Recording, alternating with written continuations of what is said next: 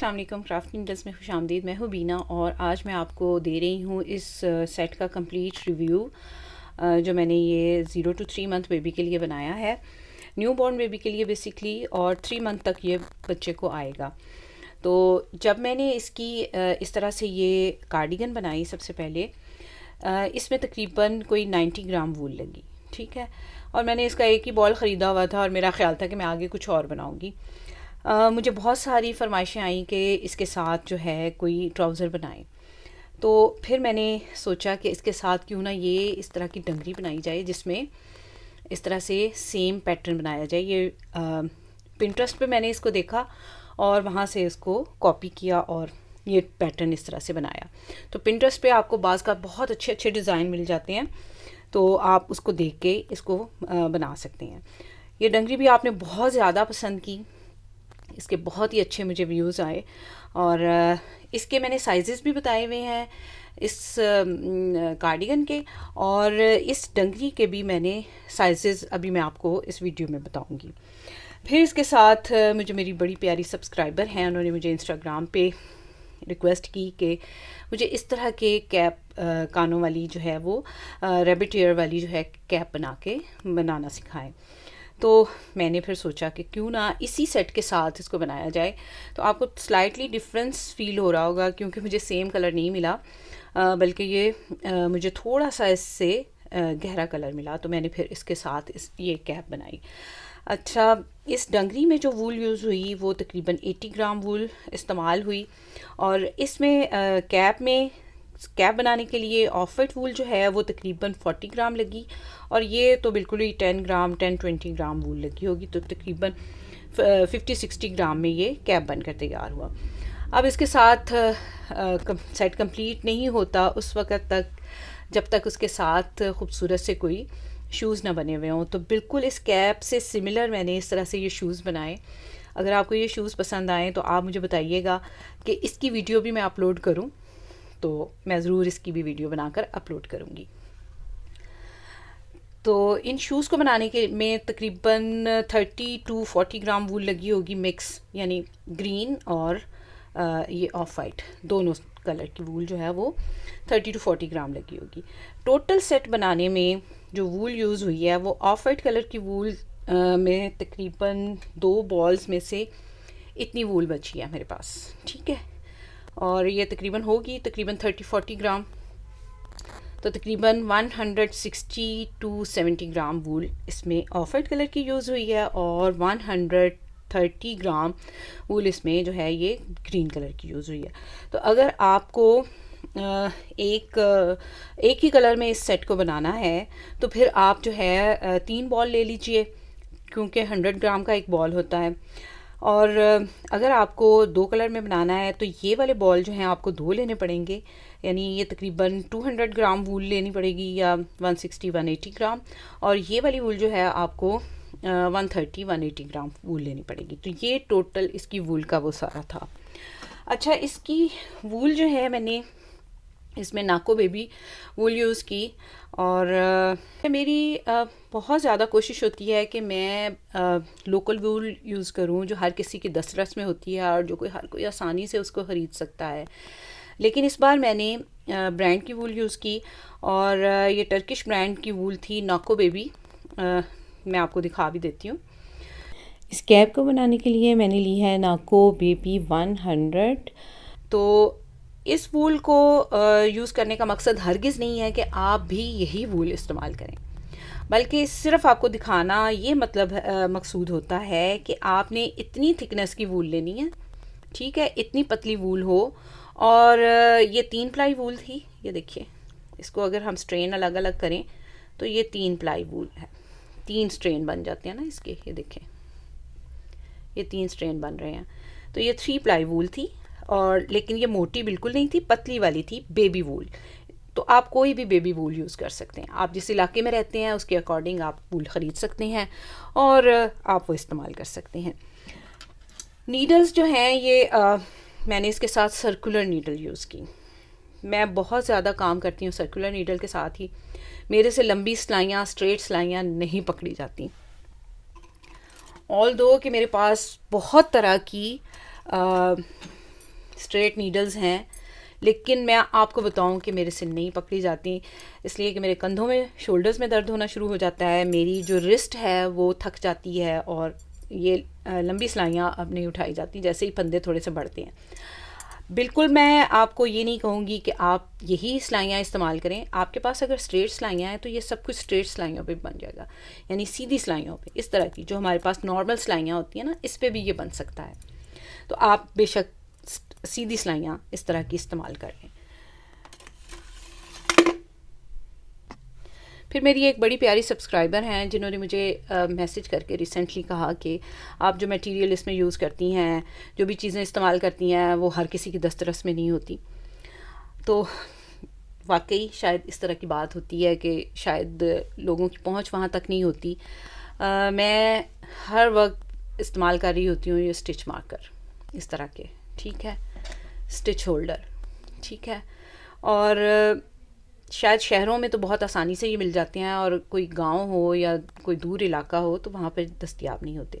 तो अगर आपके पास स्टिच मार्कर नहीं है तो आप इस तरह से ना, इस तरह से इसको गिरा लगा के ऊन को, सिंपल तरीका है, गिरा लगा के आप ऊन को इस्तेमाल कर सकती हैं। इस तरह से स्टिच मार्कर का अल्टरनेट बता रही हूँ आपको मैं, ठीक।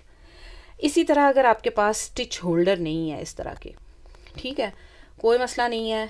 आपने क्या करना है, सिंपल ऐसे सुई में धागा डालें और जो फंदे हैं स्टिच होल्डर पर जैसे मैं उतारती हूँ, आप इस तरह धागे पे उतार लें, या फिर आप ये इस तरह से सिलाई, कोई भी फालतू सिलाई ले लें और उसके ऊपर उतार दें, ठीक है। इस तरह से काम करने का मकसद सिर्फ ये होता है, अगर आप फंदे उतारे बगैर भी काम कर सकती हैं तो बेशक कर लें, लेकिन हमने एक एक चीज़ आपको क्लियर करके दिखानी होती है, इस वजह से स्टिच होल्डर भी यूज़ करने पड़ते हैं, स्टिच मार्कर भी यूज़ करने पड़ते हैं। अगर आपके पास ये चीज़ें नहीं हैं और आप खाली अपने मेमोरी के बेस पे, अपनी जहानत के बेस पे जो है वो चीज़ें याद रख सकती हैं तो कोई बात नहीं। मुझे एक एक चीज़ जो है वो लिखने का और एक एक चीज़ स्मार्टली करने का ज़रा है वो जुनून आप कह सकते हैं। ये तो हो गई बात कि इनका अल्टरनेट आप जो है वो आसानी से ढूंढ सकते हैं। आपके पास नॉर्मल वूल है, आप नॉर्मल वूल इस्तेमाल कर लीजिए। अच्छा, एक और जो शिकायत मुझे अक्सर आपसे रहती है वो ये है कि मेरे बड़े प्यारे प्यारे भोले भोले से सब्सक्राइबर होते हैं और उनको ये पता ही नहीं होता कि ये सारी चीज़ें बनाने के पीछे ना बहुत ज़्यादा हार्ड वर्क होता है। मैं ऊन पहले ख़रीदती हूँ, सिलाइयों का तयन करती हूँ कि सिलाइयाँ कौन सी मैंने इस्तेमाल करनी है, फिर उसके बाद मैं ये देखती हूँ कि मुझे अब जो है इसमें कितने फंदे डालने हैं और किस तरह से इसको बनाना है। मैं एक नज़र आपको ये चीज़ें दिखाऊं कि मुझे कितना हार्ड वर्क करना पड़ता है। ये देखिए, मुझे एक एक चीज़ जो है, एक एक चीज़ का हिसाब करना पड़ता है। अच्छा, इतने फंदे डिवाइड करेंगे कितने होंगे, और मुझे हर चीज़ क्लीन एंड क्लियर चाहिए। कुछ नोट्स बनाने पड़ते हैं और वो मैं ऊन के मुताबिक बनाती हूँ। फिर क्या होता है कि आपकी ये आ जाती है कि ये तो आपने बारीक वूल पे बनाया है और हमारे पास ये वूल नहीं है, हमारे पास तो मोटी चंकी वूल है, तो हम उस पे बनाना चाहते हैं, तो अब हम कितने फंदे डालें। आप ये यकीन जानिए कि सिर्फ इस एक ये जो मैंने आपको हिसाब किताब दिखाया है ना, सिर्फ इसको करने में जो है ना मुझे बहुत ज़्यादा टाइम लगता है। मुझे एक एक चीज़ जो है पेन एंड पेपर पे में लेके आनी पड़ती है, ठीक है। तो प्लीज़ आप जो रिकमेंड हम किया करें ना, रिकमेंडेशन ज़रूरी नहीं है आप वही ब्रांड लें, लेकिन कम से कम रिकमेंडेशन को इस हद तक आप फॉलो कर सकते हैं कि आप कम से कम सिलाइयों का वही साइज़ और ऊन उसी गेज की आप इस्तेमाल करें। बस मेरी आपसे ये रिक्वेस्ट है कि मुझे बार बार ये ना कहा जाए कि अगर मेरे पास मोटी वूल है और मैं यही डिज़ाइन बनाना चाहती हूँ तो वो उसके ऊपर सूटेबल नहीं है। Being an expert of this knitting, मैं आपको ये बता सकती हूँ कि कौन सी चीज़ किसके ऊपर जो है वो सूटेबल होगी, या किसके ऊपर जो है वो या इस बच्चे के सेट के लिए आपको कौन सी वूल लेनी चाहिए। यानी पतली वूल, बच्चों के जितने भी गारमेंट्स होते हैं वो पतली वूल पे बनाएं। बहुत अच्छे रहते हैं। मोटी वूल पे ना बच्चा थोड़ा सा अनकंफर्टेबल फील करता है। और अगर आपको सेम इसी वूल पे काम करना है, जैसे नाको बेबी मैंने इसमें इस्तेमाल की है, अगर आपको सेम इसी वूल में काम करना है तो फिर आप मुझे बताएं, मेरे इंस्टाग्राम पे मुझे मैसेज कर सकती हैं। मैं आपको वो वूल प्रोवाइड कर दूंगी, मैं आपको वो वूल आपको भेजूंगी। आप उसके लिए मुझे पे कर दीजिए तो मैं आपको वो वूल भेजूंगी और आप फिर उससे काम कर लीजिए। क्योंकि अभी तो वैसे आप ऑर्डर करके ख़ुद भी मंगवा सकती हैं। आप दराज पे ऑर्डर करें, ये सारी चीज़ें दराज पे मिल जाती हैं, बहुत ही आसानी से मिल जाती हैं। तो गुजारिश का मकसद ये है कि जो है इस बात को समझा जाए कि इस सब के पीछे बहुत मेहनत होती है हमारी, और वीडियो बनाना कोई आसान काम नहीं होता। वीडियो बनाने में बहुत टाइम लगता है, बहुत टाइम लगता है, ट्रस्ट मी।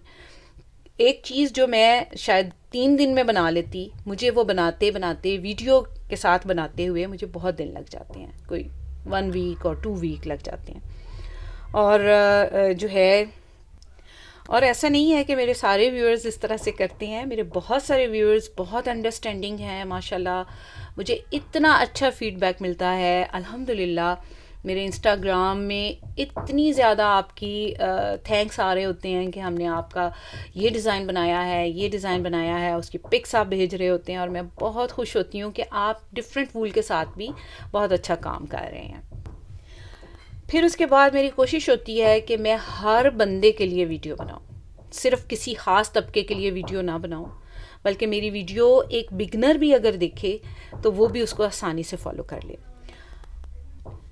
इसी मकसद के लिए ये देखिए, मैं हर तरह के जो भी मैं देखती हूँ कि मेरी वीडियो बहुत ज़्यादा लाइक कर रहे हैं लोग, या मुझसे बहुत ज़्यादा क्वेश्चन कर रहे हैं कि हम इसको डिफरेंट साइज़ में किस तरह से बनाएं, तो मैं उसका पूरा आपको यहाँ पर डाटा दे देती हूँ कि आप को अगर बड़े साइज़ में बनाना है तो आपने किस तरह से बनाना है। ये मैंने कार्डिगन का पूरा इसमें मेजरमेंट दी हुई हैं, और कार्डिगन का पूरा हिसाब दिया हुआ है कि आप इसको बहुत ही आसानी से फॉलो कर लें और इसको बनाएं। और बिगनर्स भी जो हैं, इवन जिनको बुनना नहीं भी आता ना, मुझे बहुत खुशी होती है उस वक्त जब आप लोग ये मुझे मैसेज करके बता रहे होते हैं कि हमें बुनना बिल्कुल नहीं आता था, हमने आपकी वीडियो देखी और पहली बार में ही जो हमने जो है वो प्रोजेक्ट तैयार किया तो बहुत अच्छे उसके रिज़ल्ट्स आए। तो उस वक्त मुझे बहुत ज़्यादा खुशी होती है। अच्छा, ये तो कार्डिगन की पूरी मेजरमेंट थी 2 से 3 साल तक के बच्चे के लिए। अब मैं आपको बता रही हूँ डंगरी की। बहुत ज़्यादा आप लोगों ने इसको पसंद किया, आप यकीन जाने, मुझे इतनी खुशी हुई। इस डंगरी को आपने बहुत ज़्यादा अप्रिशिएट किया, तो मैंने सोचा कि इसकी मैंने साइजेस नहीं बताए हुए। तो ये देखिए, ये मैंने चूँकि ये डंगरी जो बनाई थी, ये डंगरी जब मैंने बनाई थी तो ये मैंने बनाई थी 0 to 3 मंथ के बेबी के लिए। तो आपने अगर न्यू बॉर्न से लेके 3 मंथ के बेबी तक के लिए बनानी हो तो आप इसको फॉलो कर लीजिए। आपने अगर बड़े साइज़ में बनानी हो तो मैं इसको इस तरह से रखती हूँ, आप इसकी स्क्रीनशॉट ले लीजिए। तो 2 साल तक के बच्चे के लिए आप आसानी से ये डंगरी बना सकते हैं। मैंने पूरा आपको बता दिया हुआ है। ये देखें, थोड़ा सा मैं यहाँ पर एक्सप्लेन कर देती हूँ। जैसे मैं ये 6 to 1 ईयर वाली लेती हूँ। जैसे 24 फंदे आपने डालने हैं, 5 फंदे एक ही रो में इंक्रीज़ कर लेने हैं, 29 स्टिचेस हो जाएंगे आपके पास। इस साइड पे आपने इंक्रीजेस करनी है 10, तो 39 स्टिचेस हो जाएंगे आपके पास। मिडल में जो क्रॉच एरिया के लिए बनाने हैं वो आपने 6 स्टिचेस इंक्रीज़ करने हैं, तो ये आपके पास आ जाएगा। और जब आपने यहाँ पर जो है ये वाले फंदे जो डिक्रीज़ करने हैं, ये वाले फंदे जब डिक्रीज़ करने हैं तो आपने ये 12 फंदे डिक्रीज़ करने हैं। तो ये इसी तरह से इसमें भी है, इसी तरह से 1 ईयर के लिए भी बनाएंगे तो उसमें भी है। तो ये तो सारी डिटेल थी ये डंगरी के लिए। तो ये था जनाब आज का ये खूबसूरत सा सेट, और ये उसके साथ कैप, कार्डिगन, डंगरी, कैप और शूज़। तो अगर आपको इन शूज़ की वीडियो भी चाहिए तो आपने मुझे ज़रूर कमेंट सेक्शन में कमेंट करके बताना है कि आपको ये शूज़ जो हैं वो उसकी वीडियो चाहिए, तो मैं उसकी वीडियो भी अपलोड करूँगी इंशाल्लाह। तो आज बहुत बातें कर ली आपके साथ, बहुत अच्छा लगा मुझे। मिलते हैं किसी नेक्स्ट वीडियो में, तब तक रखिए अपना और अपने प्यारों का बहुत सा ख्याल। मुझे अपनी दुआ में याद रखिए। अगली वीडियो तक के लिए अल्लाह हाफिज़।